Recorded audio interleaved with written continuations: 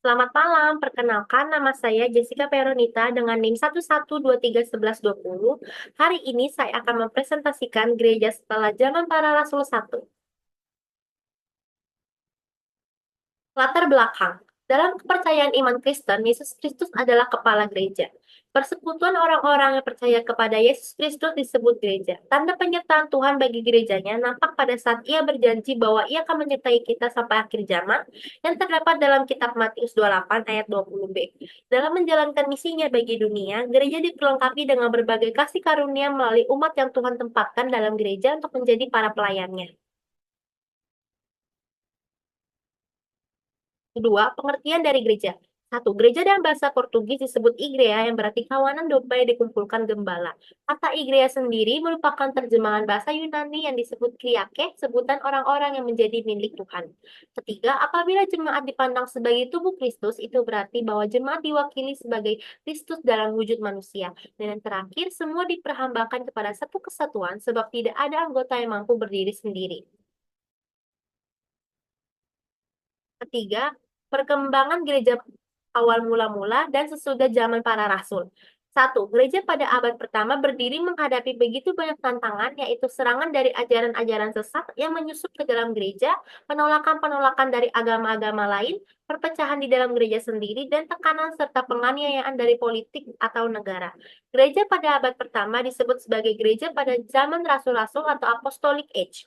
Kedua, hal ini dimulai dari hari Pentakosta, hari setelah kenaikan Tuhan Yesus Kristus, sampai pada kematian rasul terakhir yaitu Rasul Yohanes.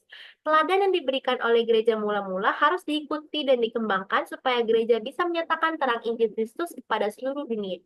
Maka dari itu harus bertekun di dalam pembelajaran firman Tuhan dan bertekun dalam ibadah serta doa kepada Tuhan untuk memberikan kekuatan untuk tetap setia kepadanya. Ketiga, pada awalnya orang-orang Kristen pertama tidak mempunyai gedung gereja untuk beribadah. Mereka hanya tersebar di rumah-rumah orang gereja untuk melaksanakan ibadah. Sekitar tahun 200 di sebuah desa bernama Edesa di wilayah Mesopotamia, gereja pertama dibangun. Keempat, mereka menjalankan ibadah pada hari Minggu dengan pemahaman bahwa Tuhan Yesus dibangkitkan pada hari ketiga tepat pada hari Minggu. Maka jemaat Kristen berkumpul pada hari Minggu yang berasal dari kata Domingo, artinya Tuhan, yang berasal dari bahasa Portugis. Kelima, awalnya dalam kebaktian gereja belum ada tata ibadah atau liturgi sehingga terjadi kekacauan dalam ibadah yang terdapat dalam 1 Korintus ayat 14. Dan lambat laun kebaktian dilakukan dengan memakai tata cara atau liturgi yang lengkap. Dan yang terakhir, bagian pertama terdiri atas doa, nyanyian, pembacaan firman, dan khotbah.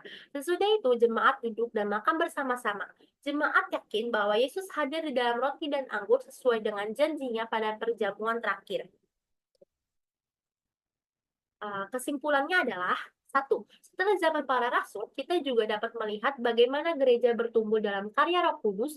Pertemuan gereja pada saat itu tidak hanya sebatas pada hal-hal spiritual saja, tetapi pada juga kuantitas, manajemen, dan tata ibadah. Kedua, gereja pada masa kini mendambakan pertumbuhan yang luar biasa seperti yang telah terjadi pada gereja zaman Rasul.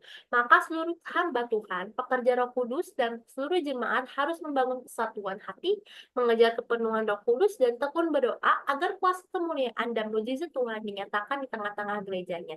Dan yang terakhir, kita juga harus peka terhadap panggilan Tuhan dan bersedia untuk menjadi laskar yang kuat untuk membangun kerajaan Allah di bumi seperti di sorga dan selalu berlandaskan akan firman Tuhan. Sekian dari saya, mohon maaf jika ada kesalahan kata. Terima kasih.